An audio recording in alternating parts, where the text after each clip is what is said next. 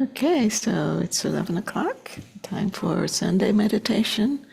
I'm Janet Montes Diaz, one of the senior students that occasionally come to lead a Sunday meditation. And we're passing around a book of names, and we always, put the names of people we'd like to dedicate our practice to today. Those that are in the distance can put names in the chat, and we'll add them later on. Later on, we will read the names, and these are people that are in need of prayers or people who have recently passed away. You can also put pets, animals, or world situations that need help. Okay, so I'd like to welcome you all on this Easter Sunday. It's nice to see that people are coming to be with us on a day like today, which is usually a holiday. And so as I was saying, I've been coming here to Don Mountain for about, 18 years or 17 years? I don't know. It's, it's hard to remember, but it's become like a second home to me, and I just like being here and being with you today. So what we're going to do, we're going to start our meditation by always saying the aspirations, and we always say aspirations so that we can remember that everything that we do is not just for ourselves, but for the benefit of others. So let's start off with the aspirations that are on the prayer list or prayer practice book. May all beings always have happiness and its causes. May all beings always be free of pain and its causes. May all beings always be pain-free and live happily. May no beings ever cling to those near, those far, those far.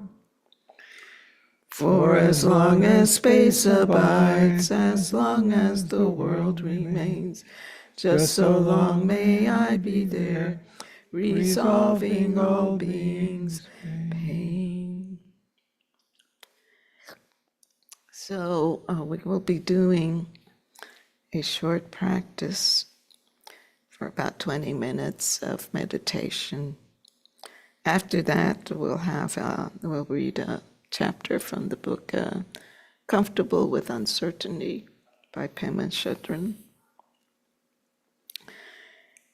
And after that, we will go do our closing meditation. So, it's sort of varied, and we take a break. We'll read the Book of Names and do the practice. And then we'll have time to stay and socialize if we want. So let's talk a little bit about the practice we're going to do. This part of this practice was given to us by one of our leading teachers here at Don Mountain, and one of our teacher's teacher, which is Atsampai Rinpoche. He is he is in Tibet in China, and he he has in the past come to the United States, but right now, because of the political situation, it's very difficult.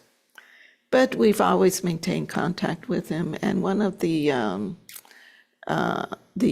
practice that we're going to do later on, which is the Hung practice. The Hung practice is what he gave us to do. Later on, I'll explain a little bit about it. But what we really want to do by doing this practice today is to aspire for ourselves and for others that good benefit, to let go of whatever is holding you back, to get a sense of what the essence of wisdom is, and also to develop our attention, to develop the ability to be in the now, in the present moment, to be at ease, to be open to openness, to expansion. So how do we do this? First, we always start off by just settling, and we have what we call the 3 pillars. The first pillar is to feel the contact of your seat on your cushion, on the chair, wherever you may be seated. And feel that this contact is coming from the very center of the earth. The earth itself is giving us a support that we need to feel relaxed, to feel at ease. So just get that sense. The second pillar is our own body, and especially the spine, which is lifting us up and making us straight, whether you're in a cushion or on a chair. Just be straight, but in a comfortable position. Just follow the natural S of the curve of the spine. And know that our skeletal structure is holding us, is giving all the support we need to our body to just relax all the muscles in our body. Relax, feel at ease. Slightly open your mouth just to relax all the muscles around your neck, your face. Be at ease with this skeletal support. And another support that we may not be aware of, but is within us, is what we call the central channel. And the central channel goes from a point just below our belly button, in the belly. There is a chakra or an energy center that the Tibetans call the Do. And from there, this energy will go up through the central channel, which is connected and very close to our spine. And it goes all the way up to the top of our head. So we keep our chin slightly in, just to let that energy flow from the belly up to the top of our head. So we have this natural support within us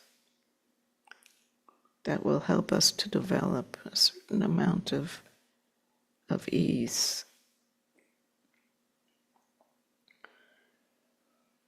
So what we're going to do, we have to kind of focus our mind on a certain object, and the object that we use and most Tibetan meditation uses is the breath.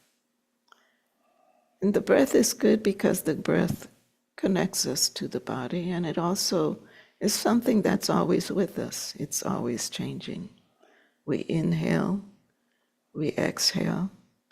So we want to just observe the breath as it goes through our nostrils. You can also, if you want, to visualize like the breath going down to your belly, down to the Do, and visualize as you inhale, it goes down there. As you exhale, it goes up. And then you can kind of visualize the energy going through the central channel up to the top of the head if you want. So we're going to do this for a few minutes, and you're going to notice that your mind is going to wander. And it's only natural for the mind to wander, so There's no reason to get upset whenever you notice that the mind has wandered. You just go back to the breath very gently. Pull yourself back to the breath. Another technique you can use is just when you notice that you're caught in thought, just say thinking, thinking, let it go. Go back to the breath.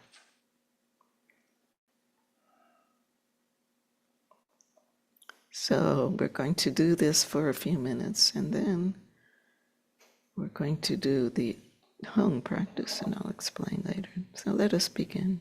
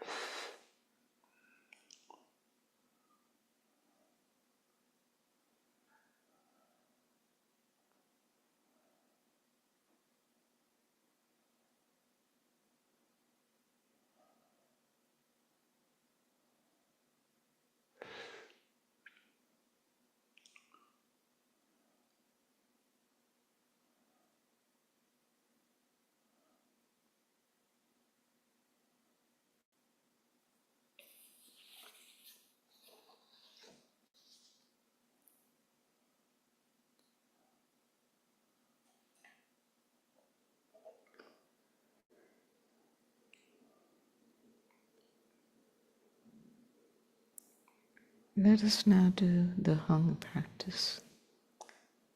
We're going to chant hung. Each person will chant hung at their own pace.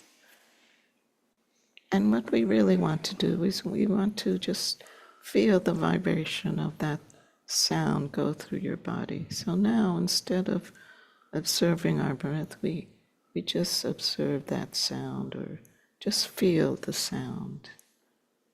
Feel the sound as it goes through your body. Feel the sound of each one of us chanting. And we'll do this for a few minutes. So I'll let us begin. And those that are on a distance, you can unmute to join us.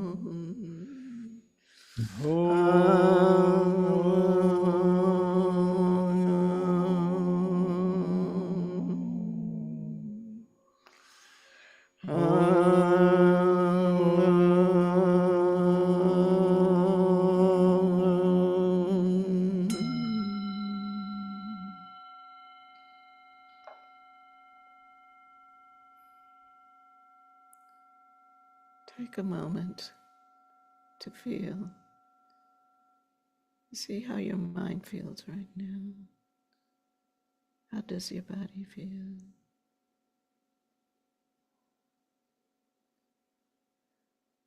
Now go back to the breath.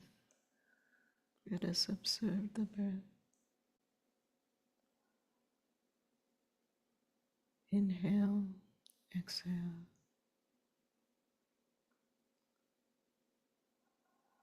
Any thoughts that come, just let them go.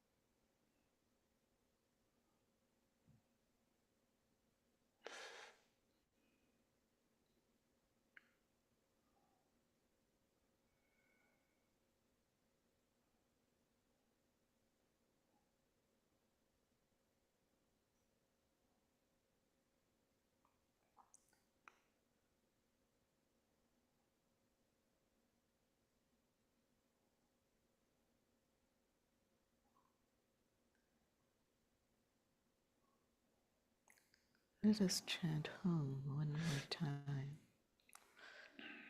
each person at their own pace. I'll ring the bell when we end.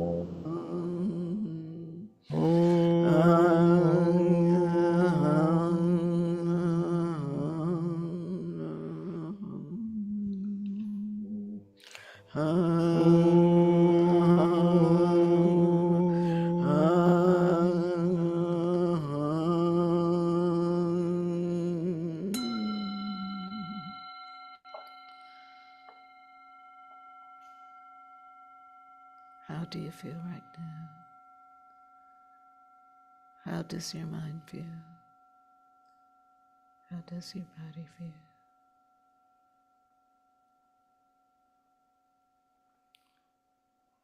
Let's go back to the breath. Observe the breath. Inhale, exhale.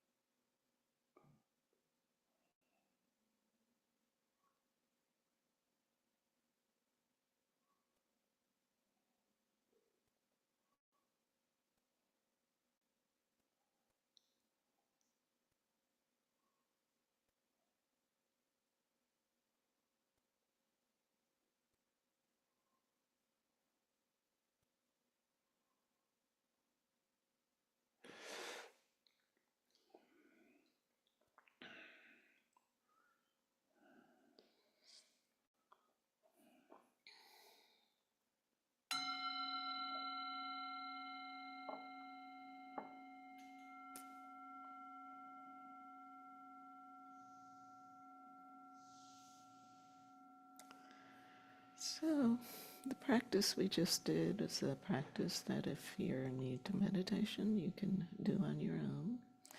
It's good to start in short intervals if you're not too used to meditating that much. And just kind of increase it every once in a while as you feel more comfortable doing it. You can also do it like in 2-minute sessions and then take a rest, 2-minute sessions, take a rest, like that. And it's just, it will start to become much more easier to maintain your attention. So it's really good if you can do this on a daily basis, because then you will see the results. We are passing around a book of names for those who have not had time yet to enter the names. It's a good place right now to enter names, and we'll read them at the end. So today I'm going to read another chapter from the book, Comfortable with Uncertainty. And this chapter is called 4 Methods for Holding Your Seat. When our intention is sincere, but the going gets rough, most of us could use some help. We can use some fundamental instructions on how to lighten up and turn around our well-established habits of striking out and blaming. The 4 methods for holding our seat provide just such support for developing the patience to stay open to what's happening instead of acting on automatic pilot. These 4 methods are: number 1, not setting up the target for the arrow. The choice is yours. You can strengthen old habits by reacting to irritation with anger, or weaken them by holding your seat. Number 2, connecting with the heart. Sit with the intensity of the anger and let its energy humble you and make you more compassionate. Number 3, seeing obstacles as teachers. Right at the point when you're about to blow your top, remember that you're being challenged to stay with edginess and discomfort and to relax where you are. Number 4, regarding all that occurs as a dream. Contemplate that these outer circumstances, as well as these emotions, as well as this huge sense of me, are passing and essenceless, like a memory, like a movie, like a dream. That realization cuts through panic and fear. When we find ourselves captured by aggression, we can remember this: we don't have to strike out, nor do we have to repress what we're feeling.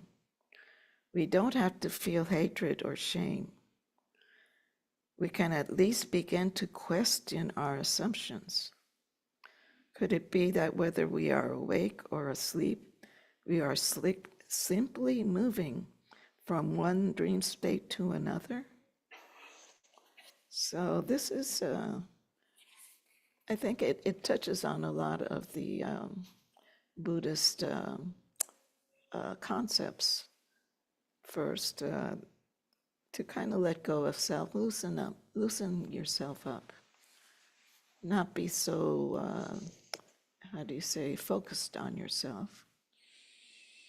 If you develop compassion, it's easier to let things kind of go. And also this thinking of everything as, obstacles as a teacher, yes, absolutely. Everything that occurs to us is teaching us something. But this concept of that this is a dream is very important in Buddhism because Tibetan Buddhism believes that samsara, everything that we go through, is really, it really has no substance or existence in itself. It's all a dream. And we have to awaken. We have to awaken from that dream and become our Buddha nature. So, so it really just helps us to loosen up, to not be so confined in this, what we believe is reality, but is really not reality. And let go. Let go. Of course, this is not easy. And sometimes you can say, well, you know, there's sometimes when if you see an injustice, well, you have to, it's good to have some kind of feeling of anger or you know, it motivates you to help others or whatever. But it also helps us to just be comfortable with whatever is occurring. So I'd like to know if anyone would like to have any comments about this. And Harvey, would you like to speak something about this? Yeah, I think it's very in line with traditional teachings, and I think important to appreciate that we all have to take such teachings in a way that's really meaningful and consonant with our own station and temperament and capacity. It's not a kind of light switch, and I appreciated what you said about injustice. There are some times when some intensity is required when we see things that are not happening appropriately. So it's I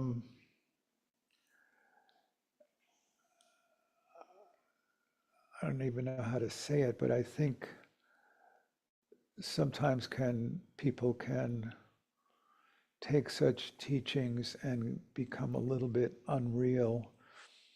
And you know, somebody's stepping on their foot and they're kind of screaming, it's all a dream.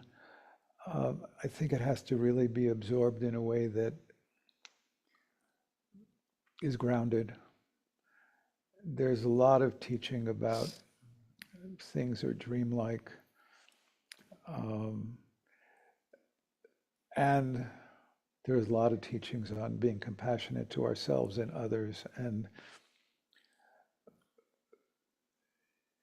to the extent that people have a tendency to make issues unreal defensively, psychologically, there are ways in which these kinds of teachings can become lopsided, and I just think we have to take them in very carefully.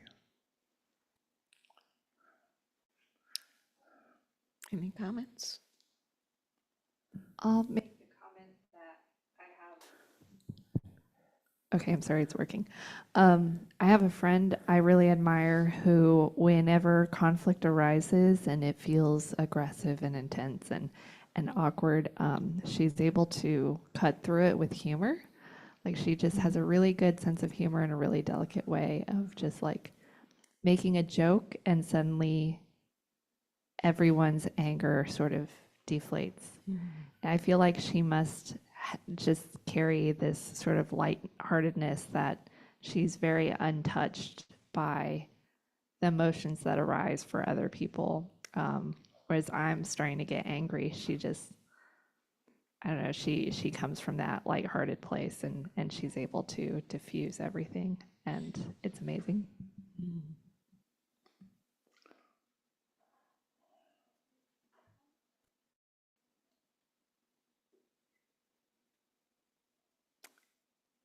Okay. So,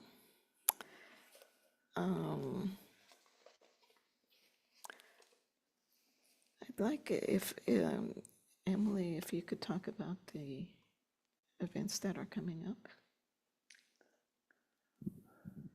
I can do that. I need my calendar open.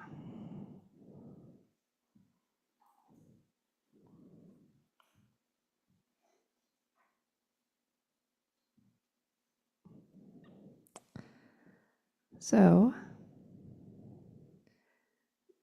May 4th, we will have an early first Sunday Buddhism in 4 words. It's going to start at 10 instead of 10:30. We'll also have our free lunch and welcome event. So the free lunch is at 12. Welcome event is at 1.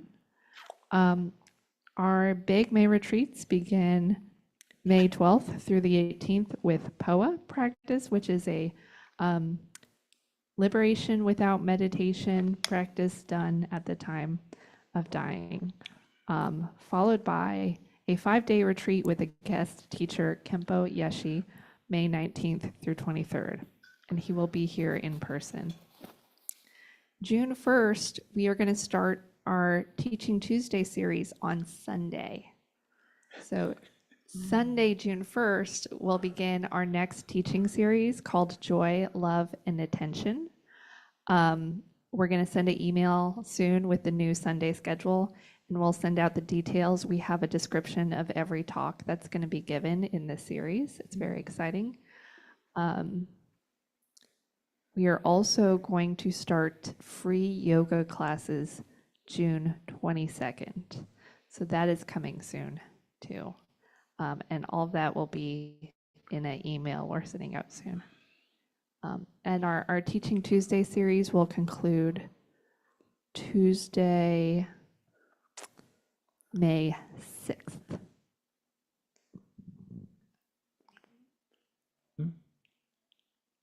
Oh, and if you like what we do, you can always help us do it. We do have a donation button on the website, and that is always available to you, or you can talk to me or Jerry.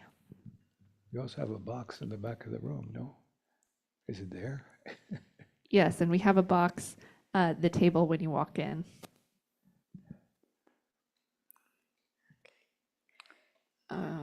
Okay, so I just want to remind everyone that on first Sundays, our teachers, Lama Namgyal Dorje and Lama Riksin Roma, are here. And it's a wonderful opportunity if you haven't met them to come. And we're very fortunate to have them here in Houston. They've been here for, how long have you been here? Like 30 years? Here means where? In Houston. Oh, probably 36 years. Wow. Okay, well, they are very, they've studied with wonderful teachers, and they're both Buddhist scholars, and so we're happy to have them. And like Emily said, if you are interested in helping us in any way, whether it's donations or becoming a member or volunteering, please talk with Emily or me.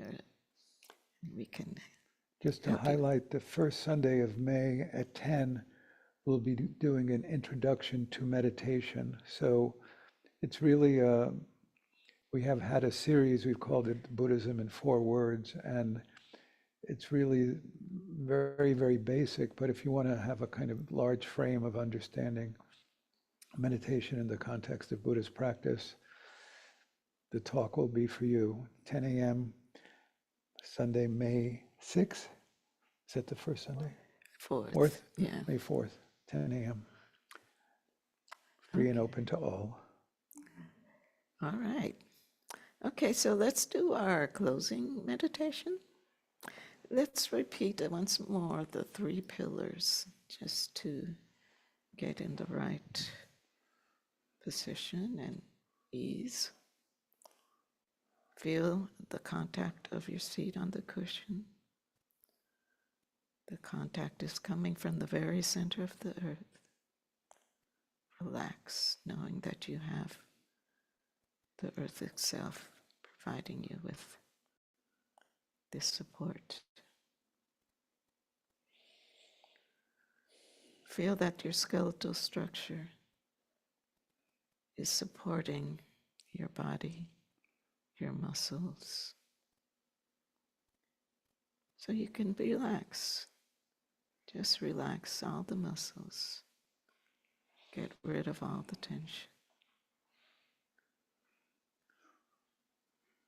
Also, in our practice, we like to practice with our eyes slightly open, just to help develop our attention a little further. That way, if you have your eyes open as you meditate, then throughout the day it will be more easier to just be in the present moment.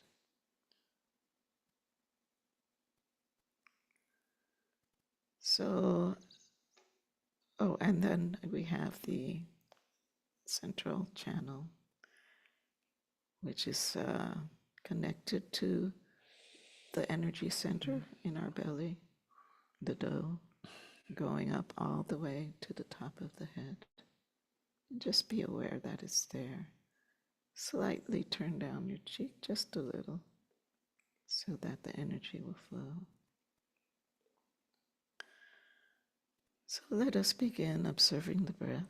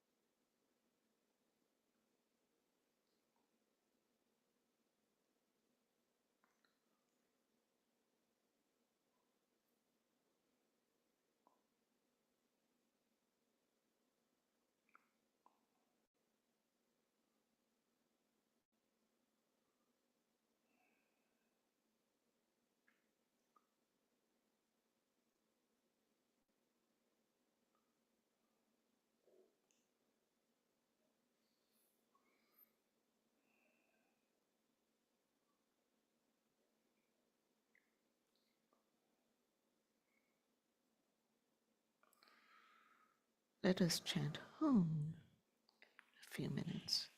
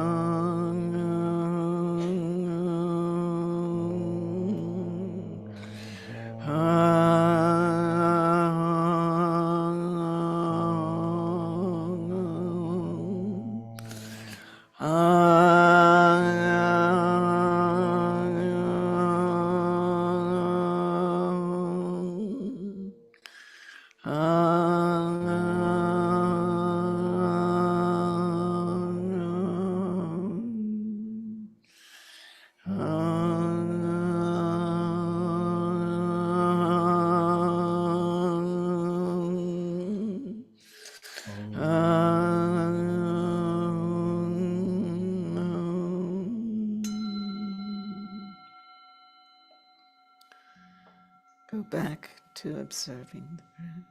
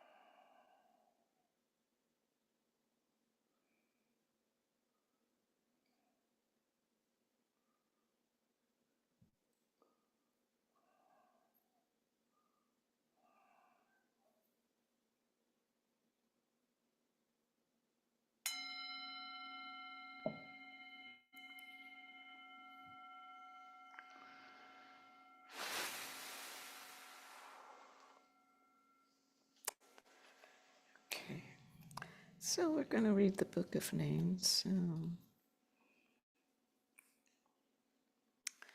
So today we dedicate our practice to the following people: Alberto, Gina, Ben, Ed, Jenny, Missy, Alex, Isaiah, Mike, Tiffany, Katie, Kelly, Mom, Terry, Dennis, Woody, Spike, Julia, Janet's new kittens to find homes, Sanja's career, Annie, Eli, Sean, River, O'Brien family, anyone unlawfully detained, Anna Sullivan, Marcia Sheets in the Bardo, Elliot for clarity, Betsy, Junebug, Brianna, Dora, Juan's family. Okay, let's do our closing prayer, our dedication, sharing the merit. By this good may I swiftly once become a great guru, Lead all beings, everyone, to reach to that very ground. And the blessing. Let me see if I can put this on. Okay. With all of you in mind, we light this lamp of clarity. May the glow of love, wisdom shine within us, everyone, till we all rise forth born in one enlightened mandala.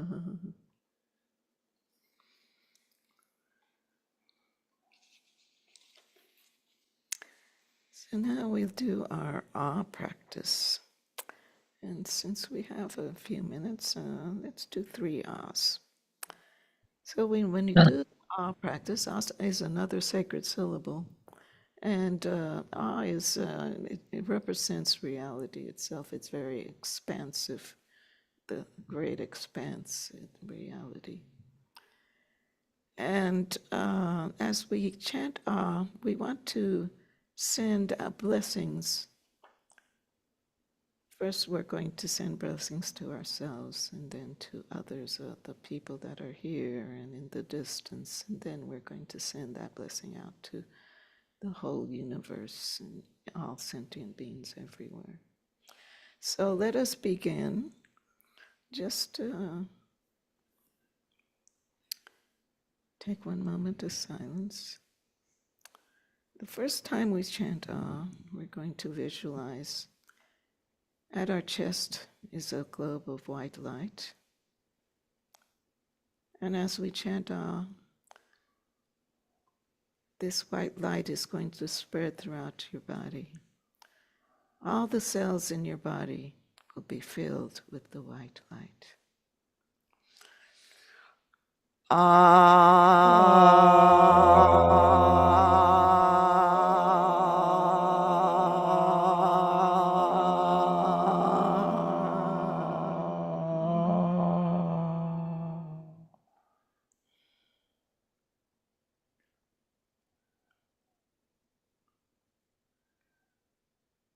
Now, when we chant ah, we're going to visualize the white light spreading to the people that are here in the room and to the people that are in the distance on Zoom.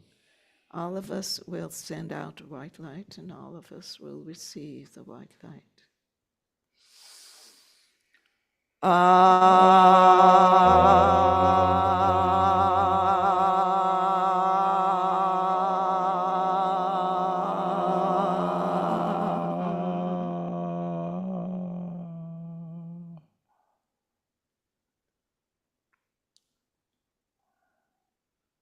Now we're going to chant ah once more. This time the white light will spread throughout the city, the country, the earth, and to the universe, to everywhere where there are living beings.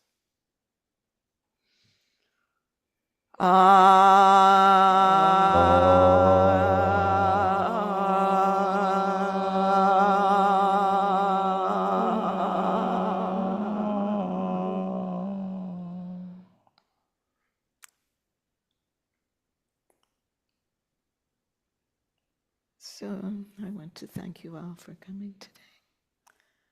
I hope you have a good Easter Sunday.